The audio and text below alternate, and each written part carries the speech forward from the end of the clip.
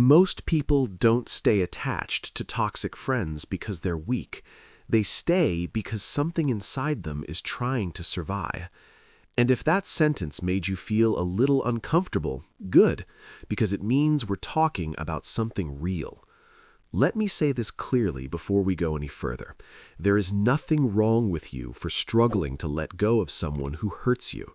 You're not broken, you're not naive, and you're definitely not stupid. Your brain is doing exactly what it learned to do.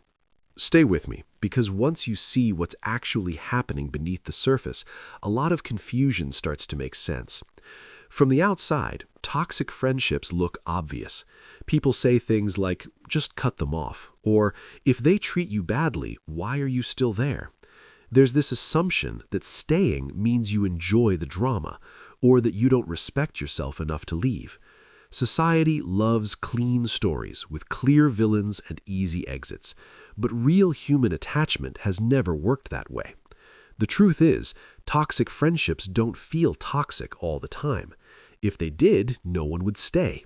What they feel like is familiarity, history, shared language, inside jokes, a version of yourself that only existed around that person. And losing that doesn't feel like self-respect, it feels like losing a limb. Psychologically, attachment isn't built on logic, it's built on patterns. Your brain doesn't ask, is this good for me? It asks, is this familiar, predictable, and emotionally meaningful? Toxic friends often give inconsistent rewards. One moment they're warm, validating, funny, and deeply connected.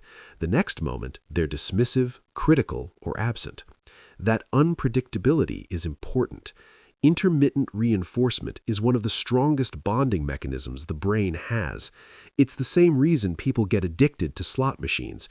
You don't stay because you're losing. You stay because sometimes you win. And those wins feel intense. When a toxic friend suddenly shows care after a period of coldness, your brain releases dopamine, not because the relationship is healthy, but because the reward was uncertain. Your nervous system learns to chase the return of that good version of them. You're not attached to who they are consistently, you're attached to who they could be, who they sometimes are, and who they were at their best. Letting go, then, doesn't feel like leaving a bad situation. It feels like giving up hope. There's also identity involved. Long-term friendships don't just connect two people, they create a shared self. Inside that relationship, you play a role. Maybe you're the listener, the fixer, the loyal one, the one who understands them when no one else does. That role can become a core part of how you see yourself. Walking away doesn't just mean losing them. It means asking, if I'm not this person to them, who am I now? And that question is far scarier than putting up with discomfort you already know how to manage. On a neurological level, attachment lives deep in the brain, in areas responsible for threat detection, bonding, and emotional memory. When you're around someone you've known for years, even if they're harmful, your brain reads them as familiar territory. Familiar doesn't mean safe, it means known, and the brain prefers known pain over unknown uncertainty. Stress caused by unpredictability outside the relationship feels worse than stress inside it, because at least inside you know the rules, even if those rules are unfair. Research on social pain shows that rejection and relational loss activate the same brain regions as physical pain. That's not poetic language, that's biology. Cutting off a toxic friend can trigger real withdrawal symptoms, anxiety, grief, restlessness, self-doubt. That doesn't mean you made the wrong choice. It means your brain is recalibrating after losing a bond it invested in. Healing feels bad at first because your nervous system hasn't caught up to your values yet. If we zoom out historically, this makes even more sense. For most of human history, survival depended on belonging. Being cast out of a group wasn't just emotionally painful, it was dangerous. Our brains evolved to prioritize connection over comfort, to endure difficult relationships if it meant staying inside the tribe. From an evolutionary standpoint, tolerating a toxic person was often safer than being alone. That wiring didn't disappear just because modern life changed. Now the threat isn't starvation or predators, it's loneliness, invisibility, and meaninglessness. And your brain still treats those as serious dangers. This is why people often stay loyal to friends who undermine them, minimize them, or subtly compete with them. The cost of leaving feels existential. Who will I talk to? Who knows my history? Who will witness my life?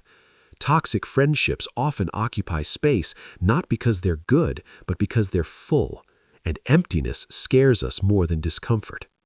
If this resonates, it's probably because you've felt that quiet exhaustion, the kind that comes from being around someone and feeling smaller afterward, or the confusion of missing someone who consistently hurt you, or the guilt for even thinking about leaving because you remember the good moments so clearly.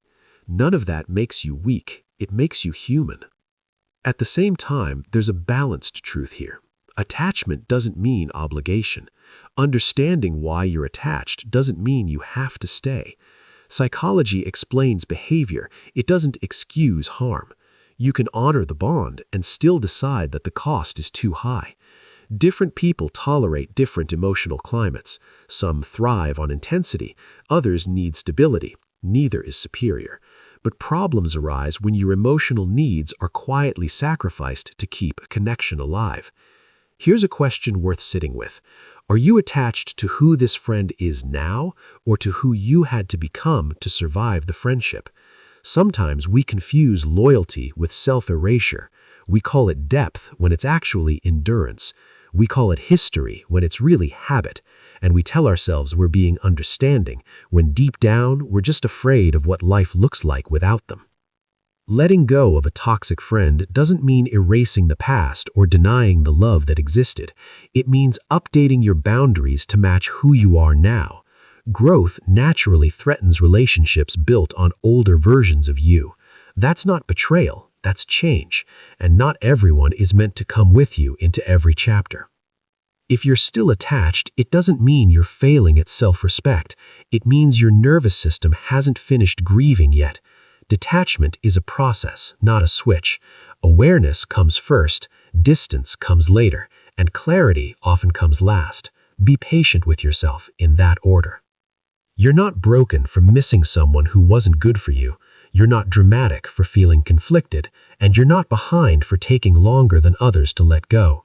Attachment is not a moral flaw. It's a survival mechanism learning new rules.